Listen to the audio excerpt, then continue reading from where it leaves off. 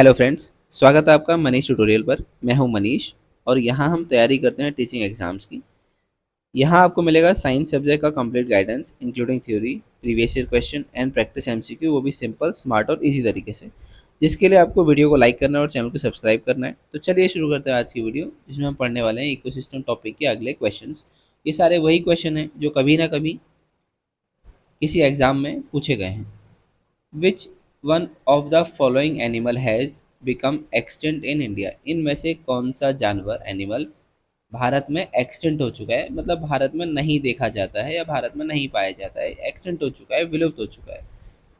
Option A है snow leopard, option number B है hippopotamus, option number C है wolf, option number D है चीता।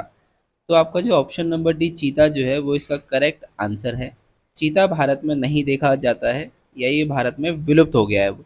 ठीक है, तो बात करते हैं मध्य प्रदेश की। मध्य प्रदेश में 1947 में ये लास्ट बार देखा गया था चीता, यहाँ पर देखा गया था, यह सरकारी दस्तावेज में यहाँ पर इसका जिक्र है। ठीक है, कि लास्ट बार एमपी में 1947 में देखा गया है चीता। ठीक है, इसके बाद 1952 में 1952 में 1952 में इंडिया में इसको घोषित कर दिया था कि ये एक्सटेंट हो चुका है। EXTINCT, एक्सटेंट हो चुका है कि ये भारत में अब नहीं पाया जाता है, ये विलुप्त हो चुका है। 1947 में लास्ट बार देखा गया था एमपी में। उसके बाद 1952 में, मतलब 5 साल बाद, ये हमने अनाउंस कर दिया कि ये इंडिया में एक्सटेंट हो चुका है। ठीक है, जिसके लिए अलग अलग सरकारों ने अलग अलग इंट्रोडक्शन करा है। मतलब इंट्रोडक्शन का मतलब है कि अलग अलग जगहों से, विदेशों से भारत में चीते मंगाए हैं और उनका यहाँ संरक्षण किया है। ठीक है, जैसे ही मैं आपको एग्जांपल बताता हूँ, एक अफ्रीकन चीता जो है, African cheetah, African cheetah, African cheetah जो है, इसको सरकार लाती है भारत में 2022 में। 2022 में अफ्रीकन चीता लाया जाता है भारत में। ठीक है, कहाँ पर लाया जाता है? एमपी में, मध्य प्रदेश में। और यहाँ पर है Kuno national park, KUNO, Kuno national park. Kuno national park में 2022 में अफ्रीकन चीता लाया जाता है। ठीक है, ये बेसिकली कुछ प्रोजेक्ट्स होते हैं जिनके अंतर्गत हम विदेशों से एनिमल्स को लाते हैं और भारत में उनको ऐसा वातावरण देते हैं या ऐसी जगह पर रखते हैं कि जहाँ वो अच्छे से, उनका रहना, खाना, पानी सब अच्छे से हो पाए और वो यहाँ पर हम उनकी संख्या बढ़ा सकें या संख्या बढ़े, तो हम उनको भारत में ऐसा ना हो कि कोई चीज़ एक्सीडेंट हो गई है। ठीक है, तो ऐसा था इस प्रोजेक्ट में। अगला क्वेश्चन, अगला क्वेश्चन है which is not true about wild life sanctuary? Wild life sanctuary के लिए कौन सा कथन सत्य नहीं है? ठीक है, नॉट ट्रू। फोना इज प्रोटेक्टेड। फोना, मैं आपको दो शब्द बताता हूँ, एक होता है फ्लोरा, FLORA, फ्लोरा, एक होता है फोना। फ्लोरा जो है, फ्लोरा वर्ड हम यूज़ करते हैं प्लांट्स के लिए। ठीक है, जबकि जो फोना वर्ड है वो हम यूज़ करते हैं एनिमल्स के लिए। ठीक है, तो यहाँ पर बात हुई है फोना इज प्रोटेक्टेड। फोना मतलब एनिमल्स को प्रोटेक्ट करके रखते हैं। ठीक है, दूसरा ऑप्शन है ग्रेजिंग इज प्रोहिबिटेड, मतलब जो चरने के लिए होता है ना, जैसे गाय भैंस को चराते हैं, तो चराना जो है यहाँ पर मना होता है। ठीक है, अगला है हंटिंग। हंटिंग मतलब किसी जानवर को मारना, शिकार करना, यहाँ पर प्रोहिबिटेड होता है, इस पर प्रतिबंध होता है।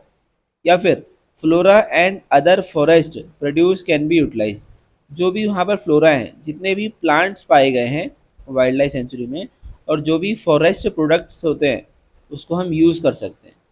हमारे से पूछे क्या हम नहीं कर सकते, तो हमारा ऑप्शन नंबर डी इसका करेक्ट आंसर है कि आप वहाँ के किसी भी प्लांट्स को, कहाँ के, वाइल्ड लाइफ सेंचुरी के प्लांट्स का उपयोग नहीं कर सकते हैं। और वहाँ पर फॉरेस्ट में जो भी पाया जाता है, वहाँ की लकड़ी है, वहाँ का मेडिसिन है, किसी पेड़ की टहनी है, किसी पेड़ के पत्ते हैं, तो उसका भी आप उपयोग नहीं कर सकते। ठीक है, तो ये सही नहीं है। ठीक है, अगला क्वेश्चन, अगला क्वेश्चन है primary producers are. Primary producer कौन होते हैं? ठीक है, ऑटोट्रॉफ होते हैं, हर्बीवोरस होते हैं, फाइटोफेजस होते हैं, या ऑप्शन बी एंड सी। जब आप एक फूड चेन पढ़ाते हैं, फूड चेन को पढ़ते हैं, तो सबसे पहले होता है प्रोड्यूसर, फिर होता है कंज्यूमर।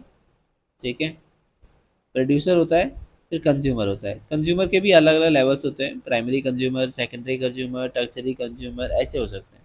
ठीक है, प्रोड्यूसर होता है, कंज्यूमर होता है।